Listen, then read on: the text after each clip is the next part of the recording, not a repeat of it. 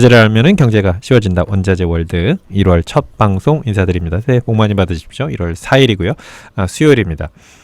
골드부터 좀 보겠습니다. 오늘은 골드 보고 내일 골드하고 원유 이런 포인트도 좀 같이 보겠는데요. 우리가 12월에 골드에 대해서 시나리오 가졌던 것들, 그리고 지금 골드 가격이 계속 지금 1850달러 대로 지금 올라오고 있습니다. 골드의 상승할 결심, 이런 포인트들을 우리가 시나리오를 왜 가져갔는지 글들을 좀 다시 한번 확인을 좀 해보겠습니다. 또 질문이 있으셨고 해서 간단하게 좀 정리를 해보는 거죠. 첫 번째는 12월에 여러 매크로 변수들이 있었지만 일본이 YCC 밴드를 높인다, 조정한다 이런 얘기들이 있었고요. 이것은 아마 내년 3월, 올해 3월, 4월까지 조금씩 현실화될 가능성이 있다고 봅니다. 그 얘기는 일본의 금리가 올라간다는 얘기고, 일본의 금리가 올라가면 일본 엔도 강해지는 거죠. 엔이 강해지면은 달러는 좀 약해지고요. 그러면서 골드하고 실버에게는 유리한 환경이 됐었고, 그때 당시에 YCC 조정하면서 실버가 꽤 급하게 상승 3% 정도 했던 걸 우리가 그때 좀 봤었습니다. 그리고 러시아 또 다른 변수, 러시아 우크라이나 전쟁이 지금 계속 장기화되고 있습니다. 푸틴 대통령 또는 젤렌스키 대통령 서로 지금 총공세적으로 가고 있는 상황이고요. 또 다른 이제 또 생각을 시장을 해보는 것이, 러시아가 만일에 골드를 결제 수단으로 사용을 하겠다고 주장을 한다면 이런 얘기들도 일부는 나오고 있습니다. 그것이 이제 골드가 2배 오른다, 이런 것에 대한 근거가 되고 있는데요. 어쨌든 이런 상상력들이 또 러시아 전쟁과 더해져 가지고 골드가 업사이드로 가는 그런 환경을 좀 만들고 있다, 이런 포인트 좀 봐야 되겠습니다. 잘 아시다시피 러시아가 미국 국채 다 팔아버렸습니다. 그리고 골드를 지금 다 가지고 있고요. 이것과 맞물려서 지금 중앙은행들이, 일부 중앙은행들, 터키라든가 중앙은행들이 골드를 사고 국채를 좀 줄이는 그런 양상이 있는 것들도 이따가 좀 같이 좀 살펴보도록 하겠습니다. 인플레이션 타겟이 올라갈 수 있는 가능성에 대해서 시장은 계속 좀 질문을 던지는 것 같아요. 유럽이 지금 2%, 그리고 미국은 대략 한 2.5% 정도 인플레이션 상한선을 가지고 있습니다. 근데 인플레이션이 지금 올해 굉장히 높았고, 작년에 굉장히 높았고, 올해도 그렇게 많이는 안 내려올 것이다라는 지금 가정을 갖고 있기 때문에 이참에 인플레이션 타겟을 한 2.5 이상으로 좀 올리고 싶다라는 생각들을 중앙은행들도 살짝 가지는 것 같고, 시장도 좀 그런 기대를, 좀 상상력을 가지고 있는 것 같습니다. 인플레이션 타겟이 올라간다, 그 얘기는 골드에게는 굉장히 우호적인 환경이 될 수 있다는 걸 생각을 해봐야 됩니다. 미국의 중앙은행이 페이트 할 때 물가 평균 물가 목표제 도입했을 때 골드가 급등했던 것도 우리가 좀 다시 한번 상기해 볼 필요가 있는 것 같고요. 미국 정치권이 이제 1월 3일부터 좀 불안 요소가 좀 있죠. 1월 3일 어제부터 미국의 하원이 이제 공화당이 다수당이 됐습니다. 그러면서 여소야대, 완전한 여소야대는 아니지만 예전보다는 좀 충돌이, 행정부와 의회가 충돌할 수 있는 가능성, 그리고 또 부채 한도에 대한 약간의 갈등이 생길 수 있지 않는가, 이런 요소들도 골드에게 좀 유리한 상황인 거죠. 2011년 우리 어게인 2011년 봤었는데요. 그런 상황에 대해서도 시장은 조금 기대를 하고 있는 것도 좀 일부는 있다 봐야 되는데요. 실버 재고도 상당히 많이 빠졌습니다. LME 재고를 보면 실버 재고 굉장히 급하게 좀 빠졌습니다. 그래서 은은 펀더멘털 이슈도 좀 있다는 걸 좀 확인을 해보고요. 중앙은행들의 골드 매입 러시, 이런 포인트도 좀 확인을 좀 한번 해볼게요. 같이 한번 좀 보시죠.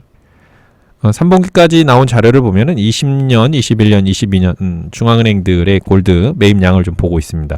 2017년에 줄였다가 18년 많이 샀고요. 19년에도 많이 샀습니다. 이건 러시아가 많이 산 거고요. 러시아 중앙은행이. 그 후에 2020년에 굉장히 많이 이제 다들 줄였다가 지금 또 올라가고 있는데, 특히 올해 3분기에는 골드, 중앙은행들의 골드 매입이 상당히 많이 늘었습니다. 이런 것들이 골드 수요를 좀 탄탄히 받쳐줬고요. 나라별로 보면은 터키가 31톤, 우즈베키스탄이 26톤, 인디아가 17톤, 카타르가 14톤, 모잠빅이 2톤 이렇게 사고 있고요. 카자흐스탄이 마이너스 2 팔았고요. 이렇게 좀 골드에 대한 수요가 증가하고 있는 각국의 중앙은행들, 감소하고 있는 나라들 좀 보고 있는데, 3분기까지 중앙은행에 대한 수요는 좀 늘었다, 그리고 4분기도 좀 늘어갈 것이다, 이런 추정들이 좀 있는 거죠. 그것에 맞춰가지고 골드의 가격도 지금 계속 좀 이어지고 하고 있는 상황입니다. 그러나 이제 우리가 골드가 1분기까지 업사이드가 있다는 것들을 좀 살펴볼 때도 어떤 밴드를 우리가 가졌죠? 1950 이상까지 간다면 오버슈팅이 될 것이다, 이제 그렇게 보는 것도 좀 왜 그런지도 한번 보죠. 러시아 우크라이나 전쟁이 장기화 오고 있지만, 1년째 지금 거의 오고 있지만은 끝까지 계속 싸울 수는 없는 겁니다. 그래서 올해 내에는 그게 실제적이든 아니면 잠정적이든지 간에 휴전이든 정전이든 어떤 형태로든 방향이 정해질 것이다. 따라서 러시아 우크라이나 전쟁이 골드 가격을 밀어서 올린다면은 이거는 조금은 과장된 스토리라는 것도 한번 좀 체크를 해보고요. 인플레이션 타겟을 올릴 수 있는 가능성이 있지만 이건 아직은 좀 상상력이 아닌가, 그런 포인트가 좀 강한 것 같습니다. 미국 정치권의 불안 요소가 있긴 하지만 결국엔 상원은 민주당이 이제 완전히 가져가기 때문에 처음에 생각했던 것보다 그 부채 한도에 관한 얘기들이 그렇게 스트롱하게 나타날 가능성이 있을까.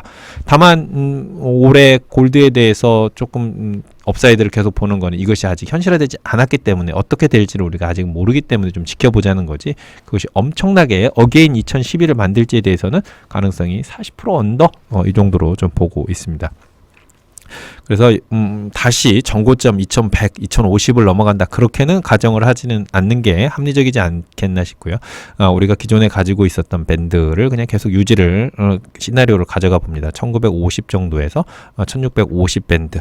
그리고 장기적으로는 골드가 계속 올라간다, 이렇게 보기는 좀 어렵지 않나 봅니다. 왜냐하면 금리가 점점 이제 내려갈 거고요. 금리가 지금 내려가면서 실질금리가 일부 좀 조정이 되어 가면서 골드도 이것에 맞춰가지고 조정이 좀 일어날 것이다.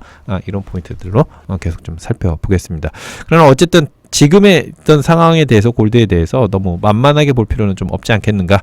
일단은 지금의 방향성을 좀 존중해 주는 거, 1분기까지는 골드 업사이드, 골드가 올라갈 결심에 대해서 좀 지켜봐 주는 거 대응적으로 좀 필요하지 않는 영역인가 싶습니다.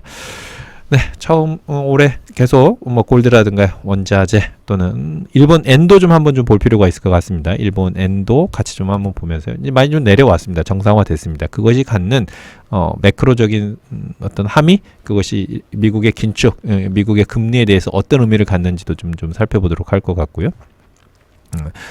일본의 통화정책 변화 방향, 이런 포인트들도 같이 한번 우리가 IM이나 또는 원자재 월드에서 좀 보도록 하겠습니다. 좋은 한 해 되십시오. 올해는 잘 버티는 해가 되지 않겠나 싶고요. 올해가 굉장히 많이 이제 부정적인 전망들이 나오는데 그거보다는 좀 그렇게 나쁜 해가 아닐 거다라는 전망을 저희는 가져봅니다. 네, 새해 복 많이 받으십시오.